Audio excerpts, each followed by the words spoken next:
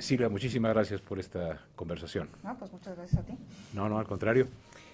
Silvia, en el contexto de la reforma educativa que inició el año pasado, entiendo en diciembre, ¿no? Llevaremos un año y pico, hubo una cosa muy importante.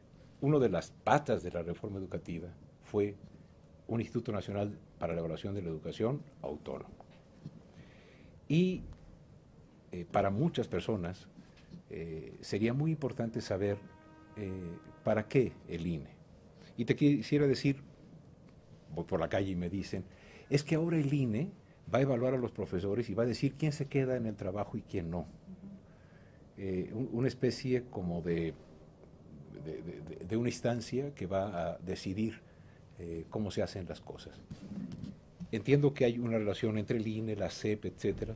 Entonces, quizá la primera pregunta es, ¿qué podemos esperar los ciudadanos de un instituto en el que hemos puesto tanta expectativa?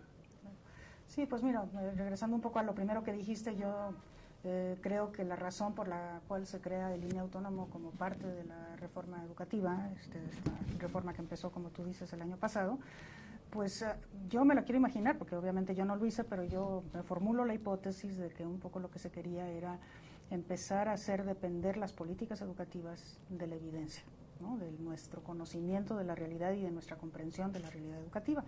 Porque hemos estado acostumbrados en la historia que pues las políticas educativas van y vienen conforme van y vienen las administraciones, y entonces llega una administración nueva y se quitan las políticas educativas anteriores, se inician nuevas, sin que medie pues ningún tipo de evidencia que sostenga, digamos, una decisión de esta naturaleza.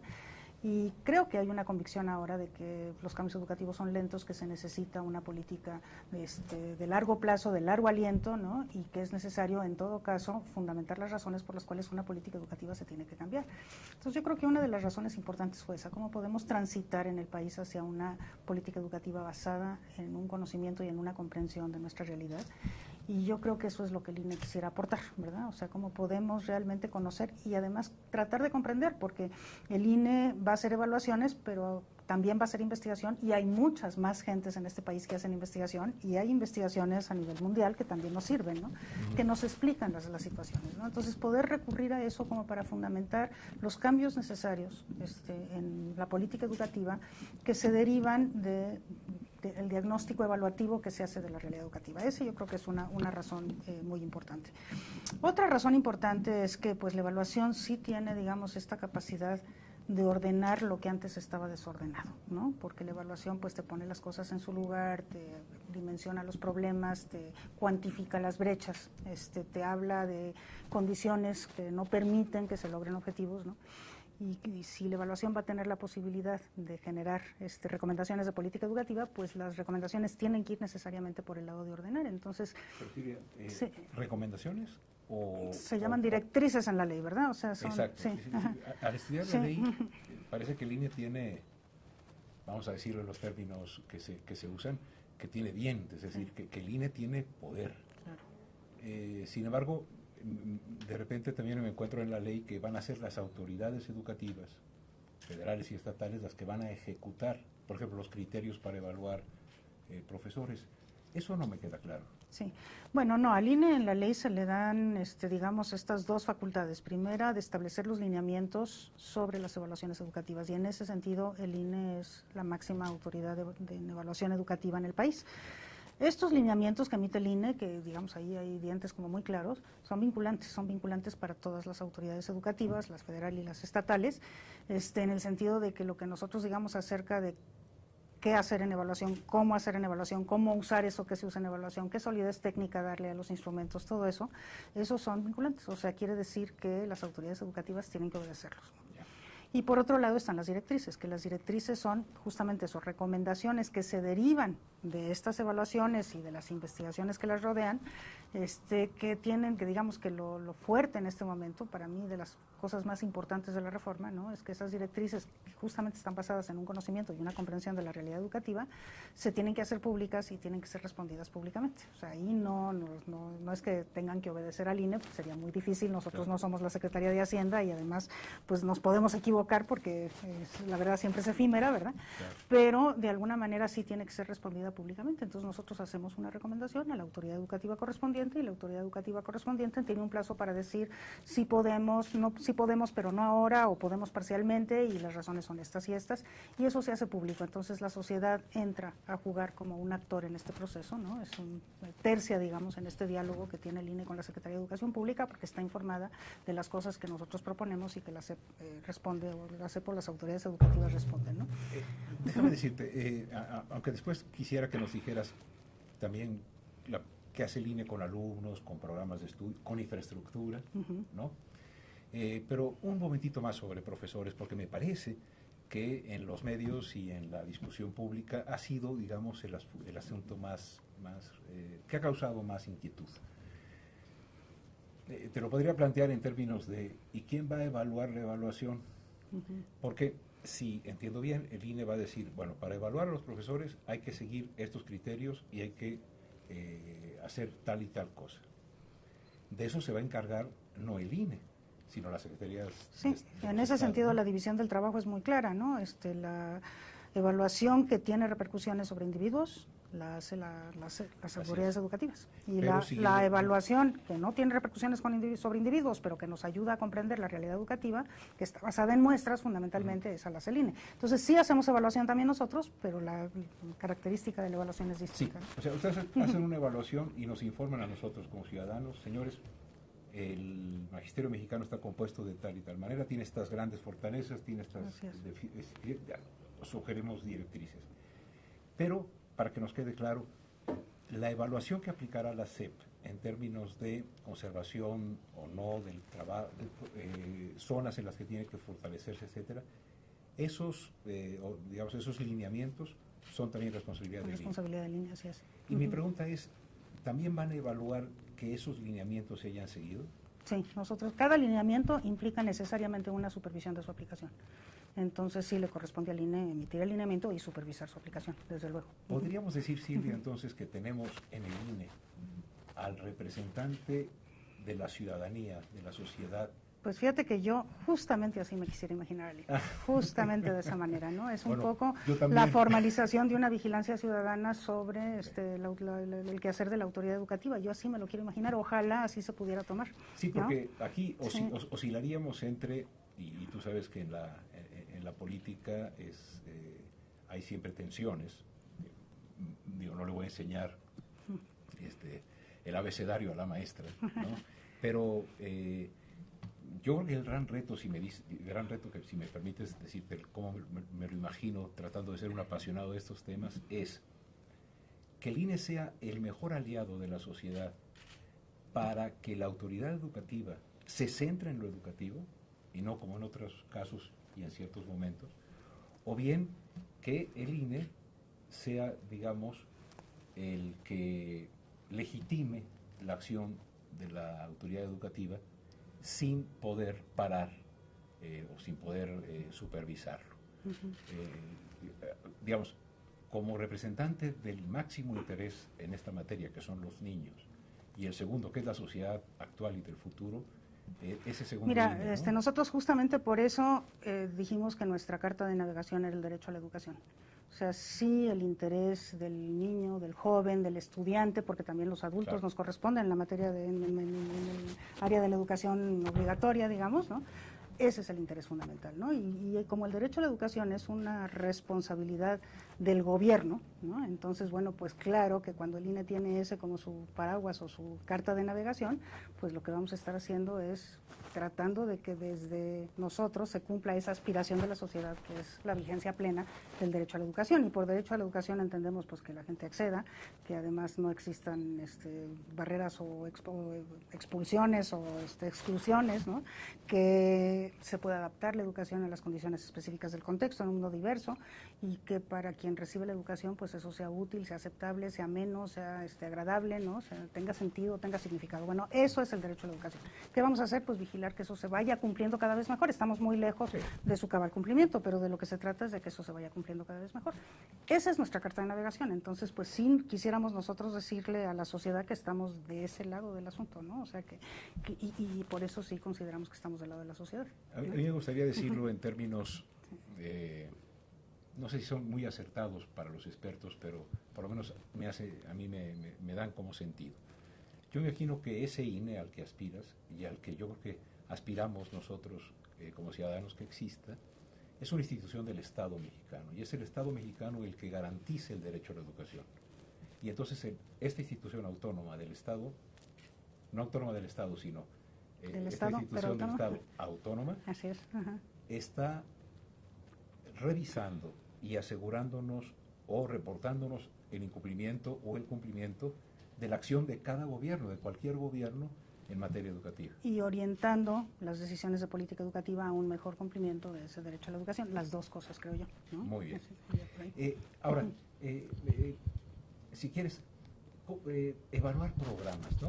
Por ejemplo, hay profesores que me han dicho, profe, ¿cómo le voy a hacer? Si por un lado en matemáticas me dan permiso de que haga yo mis planeaciones, ¿no? Pero tengo un programa muy largo. Si hago mi planeación, a lo mejor no cumplo más que la mitad.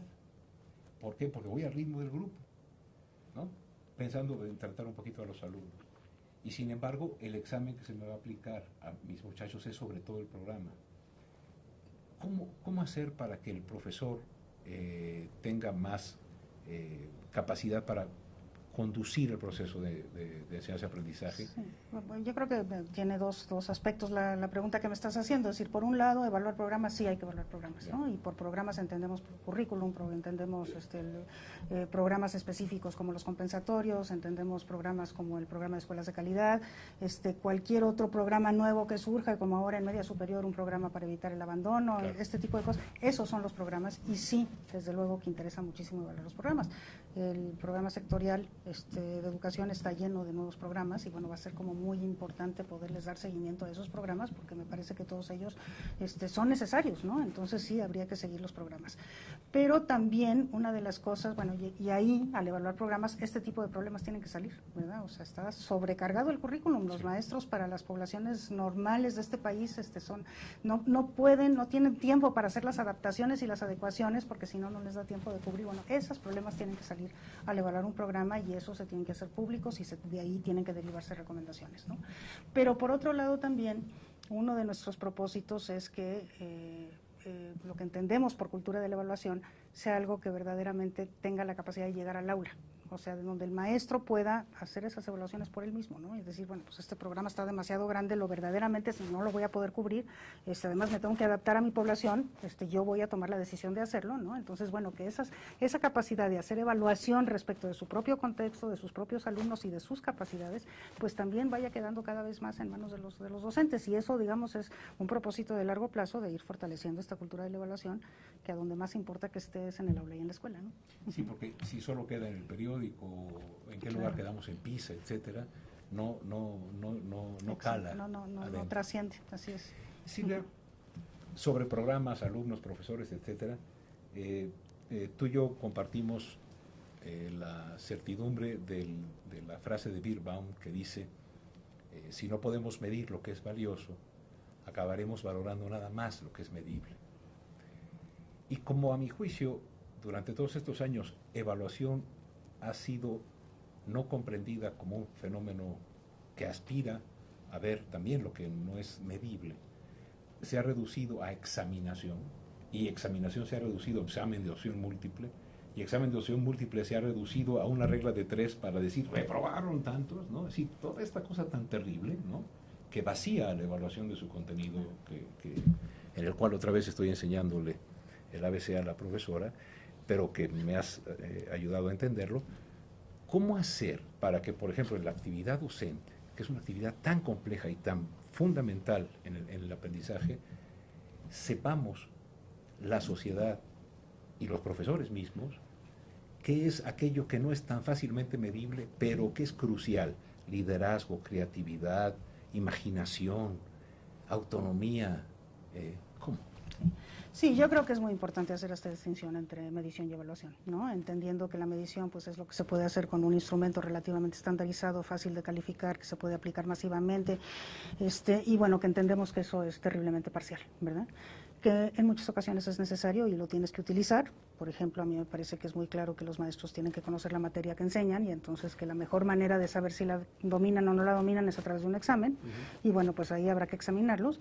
Pero lo que sería un terrible error sería hacer depender la evaluación solamente de un instrumento que mide, ¿no? Claro. Sino que realmente lo que queremos es evaluar una actividad compleja con un aparato complejo de evaluación, porque esa es la única manera de responder ante una realidad compleja, ¿no? Entonces, pues sí hay que imaginarse la evaluación docente en concreto de su desempeño, pues como una evaluación que tome en cuenta muchísimas cosas. Sí, evidentemente el conocimiento y el dominio de su materia y el dominio de conocimientos pedagógicos y didácticos propiamente tales, que eso yo creo que es una cosa muy importante porque pues es una verdad de perogrullo, pero la verdad es que si un maestro no sabe matemáticas, pues es imposible que los niños aprendan matemáticas. Entonces sí, eso es lo primero que tiene que saber, pero desde luego que ahí no se termina la labor del maestro y además una persona que sabe matemáticas puede ser un pésimo maestro, ¿no? Entonces, claro, ahí es en donde estás limitado. Entonces nosotros sí estamos planteando que esa evaluación tiene que ser una evaluación muy compleja, basada en múltiples instrumentos, que implique una visita a las escuelas, que implique conocer el contexto en el que está trabajando el docente, el contexto, el entorno más amplio, pero también las características específicas de su escuela, sus condiciones de trabajo, la infraestructura, el número de alumnos que tiene, si tiene o no tiene materiales didácticos, ¿no? Donde podamos observar las clases. Ese es un reclamo de todos los maestros en el mundo, ¿no? Que dicen, si me van a evaluar, véngame a ver, ¿no? O sea, véngame a ver aquí donde yo estoy trabajando y véngame a ver trabajar, porque finalmente lo que me están evaluando es a mí como docente y yo me desempeño como docente en la práctica en aula. Entonces, vénganme a ver. Entonces, eso yo creo que va a ser muy importante. Es necesario saber si el maestro sabe planear, entonces habrá que recoger sus planeaciones. Será muy importante saber cómo evalúa a los alumnos y cómo incorpora las evaluaciones en sus propias planeaciones. Y bueno, pues las opiniones que tienen sus pares, que tiene su director, que tienen los padres de familia, pues va a ser como muy importante recogerlos. Entonces, nosotros sí nos estamos imaginando una evaluación que toma la escuela comunidad, que evalúa la escuela y su funcionamiento y también sus condiciones, que obviamente emite recomendaciones a partir de esas condiciones que descubre, y que evalúa al director y que evalúa a todos los maestros que están en esa escuela en ese momento. Entonces, eso por un lado, con múltiples instrumentos, y entonces tiene una visión holística. Finalmente lo que se tiene es y no lo hará un solo evaluador, sino cuando menos dos que tienen que de alguna manera coincidir en sus percepciones, ¿no? Y que cuando no coinciden tienen que poder acceder a una tercera persona, probablemente afuera, que pueda dirimir aquello que se ve y que está de alguna manera documentado. Pero además es un proceso. O sea, la evaluación no es una cosa de una sola vez, sino que la primera vez que se evalúa a un docente, por ejemplo, esa evaluación ubica. Y después las evaluaciones lo que tienen que poder hacer es medir, o sea, evaluar más bien, si el maestro fue capaz de mejorar entre una evaluación y la siguiente. Pero entre una evaluación y la siguiente tienen que pasar muchas cosas. O sea, tiene que haber formación, tiene que haber acompañamiento, tiene que haber apoyo, tiene que haber mejoramiento de las condiciones de trabajo cuando estas no cumplen el mínimo, ¿no? Entonces, si tú ves la evaluación como proceso, pues entonces ya estamos hablando no de medición, sino de una cosa bastante más amplia, ¿no?